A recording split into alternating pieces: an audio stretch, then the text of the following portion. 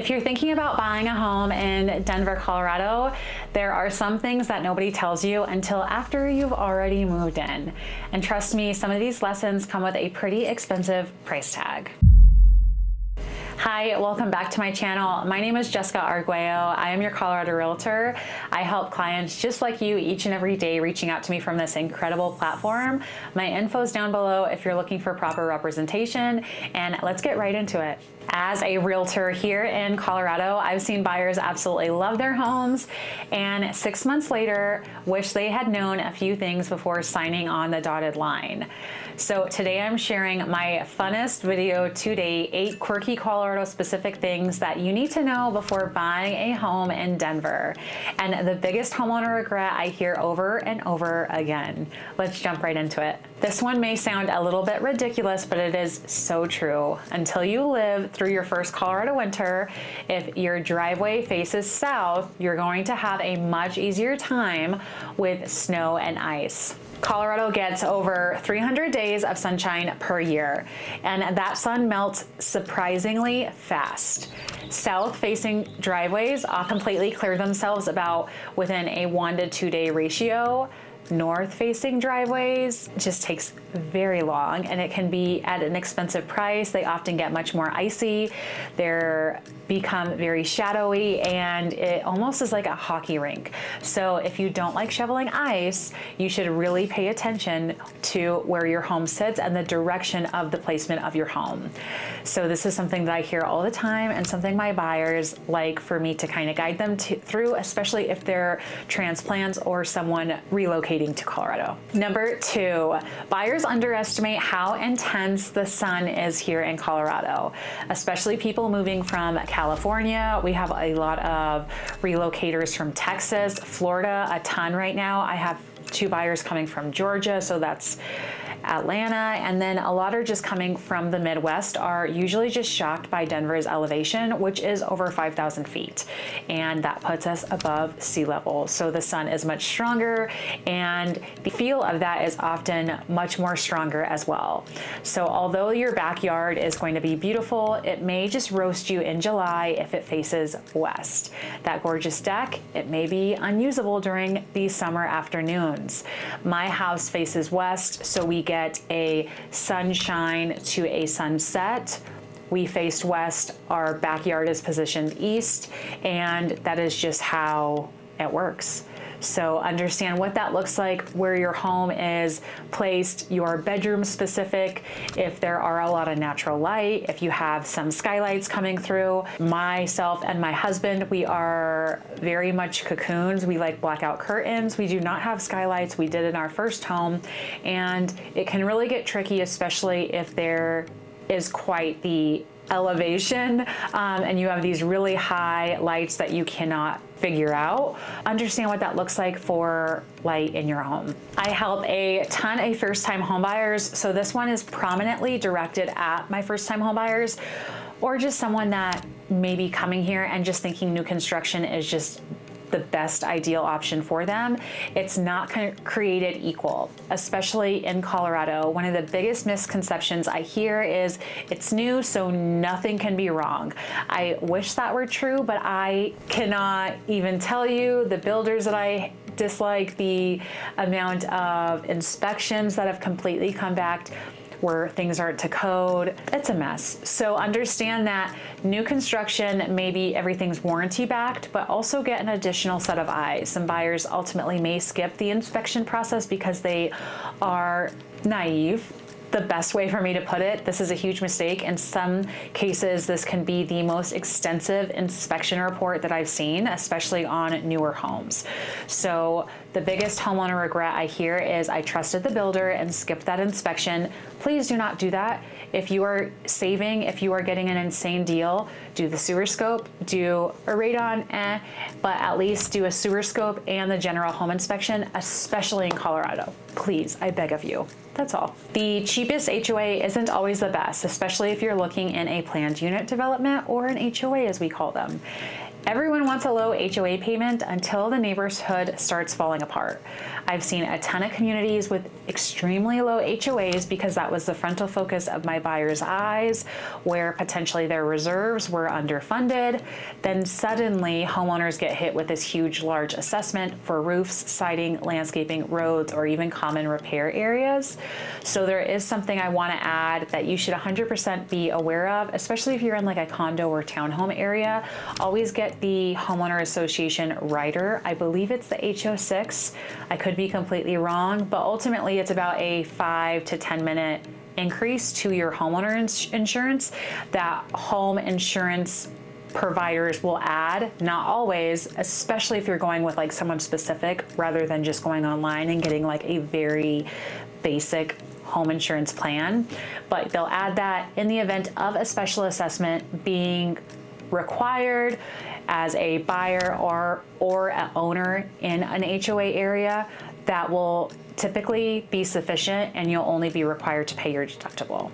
So understand, especially if you're looking and you prefer an HOA, understand that not always are they the best, especially if they're on the cheaper end.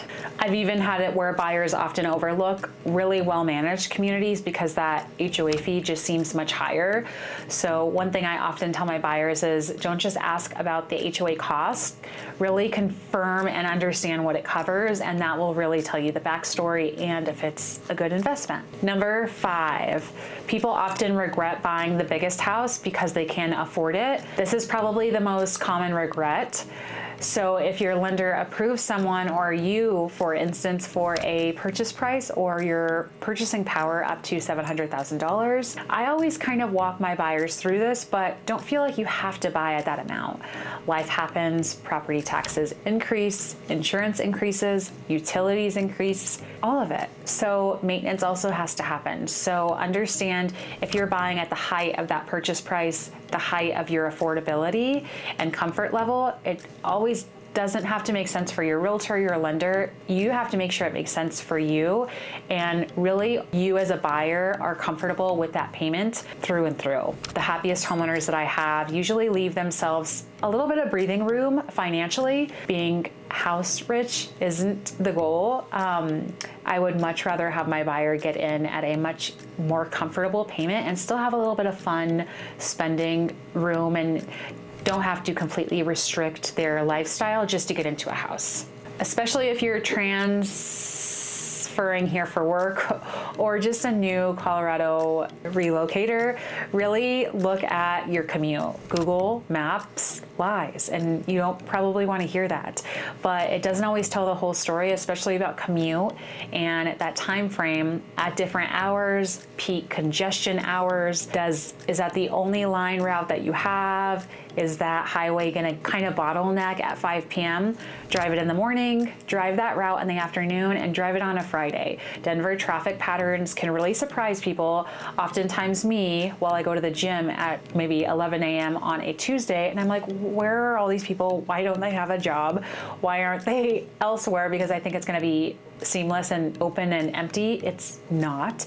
And a lot of people, because of the COVID, have shifted what that looks like. So driving times and peak rush hours, especially on I-25, 85, 76, all of these big highways can definitely surprise you if you're utilizing them or relying on them to transition and commute from your house to your work, to play, or the mountains, all of it. So just look at that. Number 7, ignoring the backyard. And this is one of the big things that I did when we bought our second house coming from a townhome.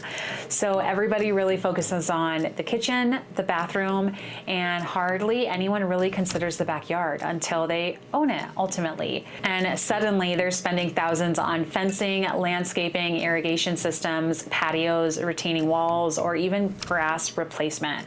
Understand all of this is negotiable during the home buying process. And also understand what that looks like for upkeep in Colorado. Are you in an HOA where it requires to be xeriscaped? So that's a win for you, possibly. Is that something that you want? Do you want turf? What does it look like to upkeep the grass? So pay attention to outdoor spaces, especially in Colorado where people spend a ton of time outside. And ultimately, I would say your heaviest and warmest months are always going to be like June and July, but we're outside. We live outside, especially in the summer, and like having a backyard that would be unusable or going to be kind of a money pit would be a huge downside to buying, especially if you're not prepared for it. Last tip, really understanding where the house is and forgetting about the neighborhood. So look at the big picture, look at the placement of the house, the neighborhood, the community you're living in, and this probably is not the biggest one. You can change your paint, you can remodel a kitchen, and you can finish a basement, but you cannot change your location and ultimately where your home sits. So before buying, spend a lot of time in your neighborhood. You utilize like Google Earth, pull it from a bird's eye view. Visit it on weekends, weekdays, drive through at night with the windows down, walk the area. Something I do for a lot of my relocation clients who are coming here from out of state, I will walk the neighborhood. I will provide them smells. I will give them insight to schools, nearby shopping centers, traffic, upcoming construction, all of these future development plans. Everything matters, especially if this is going to be any type of home purchase, not even just like relocating here and potentially looking at renting an area. You can love the area, but it can really wear off quickly if you don't love where it sits in proximity to the highway. Can we hear the highway? All of that really does matter.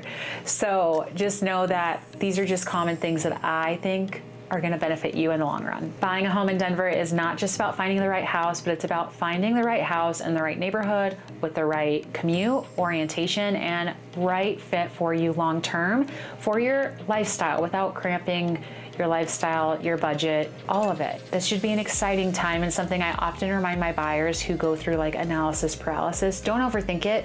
And if you feel like you're having to kind of convince yourself to buy, if you're feeling pressure, that's probably not the right fit for you, whether it be like a realtor partner, a lender partner, or even just like a home. None of this should feel like you have to force yourself into these positions where it just doesn't feel right for you. I really hope this was helpful, and if you have any questions, if you thought anything about this video, anything that is worth noting, drop it in the comments. I would love to hear from you. Again, if you're looking in Colorado, looking to buy, sell, or invest in this beautiful state, I would love to be a service partner for you. I would love to help you, and reach out to me. My info's down below. I will catch you guys in the next one. Have a great day, guys. Bye.